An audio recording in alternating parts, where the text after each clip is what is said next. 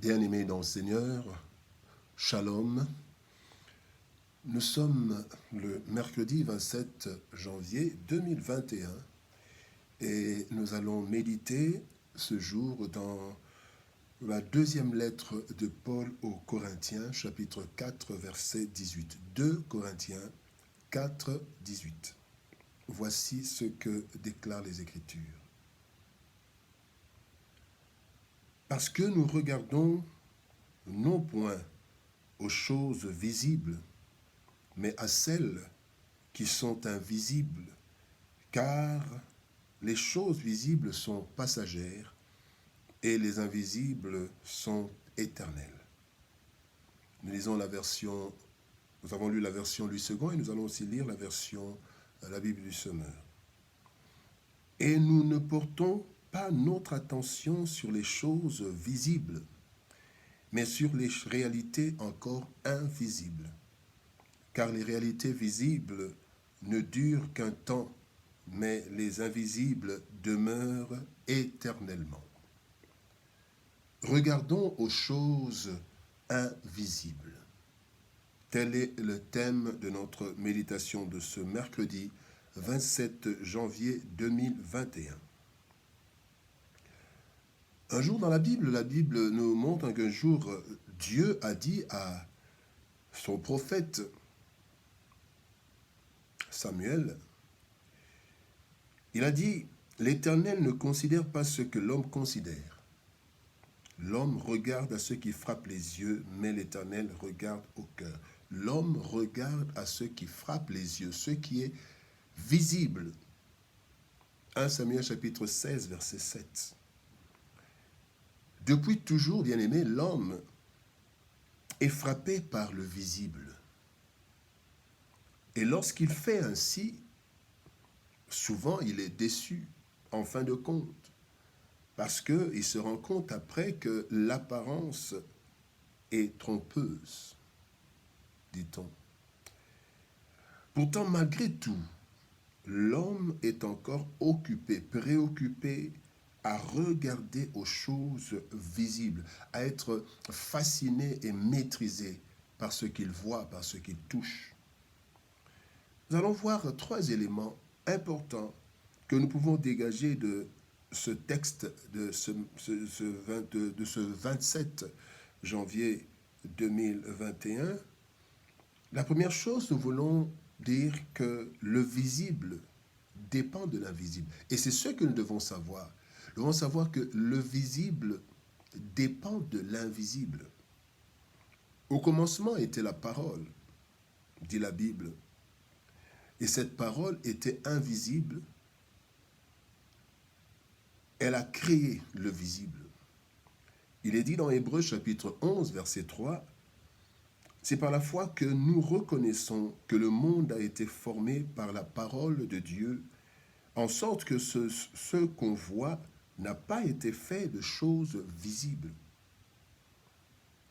Les pensées et les réflexions qui ne sont pas visibles ont transformé le monde et en ont fait son histoire.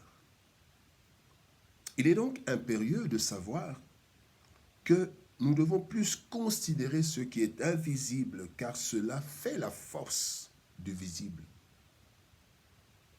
La force de l'âme, la force de l'homme plutôt, est plus dans son mental que dans ses muscles.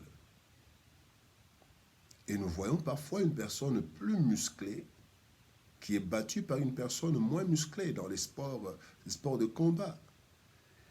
Parce que c'est l'intérieur. Quand l'intérieur ne sait pas bien diriger l'extérieur, quand l'invisible n'impacte pas positivement le visible, nous avons des problèmes. Bien-aimé, le visible dépend de l'invisible. La deuxième chose que nous voulons voir, c'est que le visible est passager, mais l'invisible est éternel. Ecclésiaste nous dit qu'il y a un temps pour tout, un temps pour naître, un temps pour mourir. Effectivement, toute chose a un commencement et une fin. Toute chose visible. Tout ce que nous voyons, même le monde, la terre, a un commencement et aura une fin. Mais l'invisible est immortel. Christ dit, dans Jean chapitre 11, verset 26, « Quiconque vit et croit en moi ne mourra jamais. » Il ne mourra jamais. Le visible mourra. Le corps humain mourra. Mais l'invisible va continuer. Et c'est ce que nous pouvons lire. Même quand nous voyons l'homme, le corps visible disparaîtra dans la terre, mais l'esprit invisible et vivant rentrera auprès de celui qui l'a donné, de son Créateur. C'est ce que dit la Bible dans Ecclésiaste chapitre 12, verset 9, où il est dit « Avant que la poussière retourne à la terre, comme elle y était, et que l'esprit retourne à Dieu qui l'a donné. » Ecclésiaste chapitre 12, verset 9. Bien-aimés, le visible passera, mais l'invisible continuera. Et la troisième chose, donc la conclusion ou la conséquence de ces deux premières choses, c'est que Dieu nous demande de regarder à l'invisible éternel. Regardons à l'invisible qui est éternel. Le visible nous désoriente parfois, ou même souvent. Cependant, la force de toute chose vient de ce qu'on ne voit pas. La résistance d'une belle maison vient de la fondation.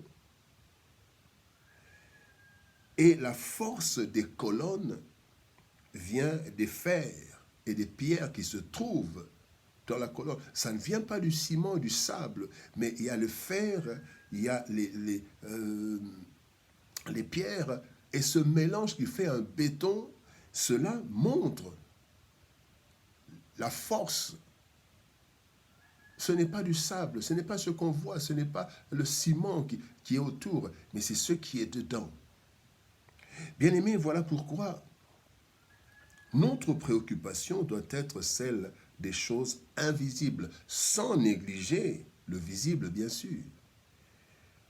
Nous sommes pourtant plus concentrés, nous les humains, sur ce que nous voyons, sur ce que nous pouvons toucher.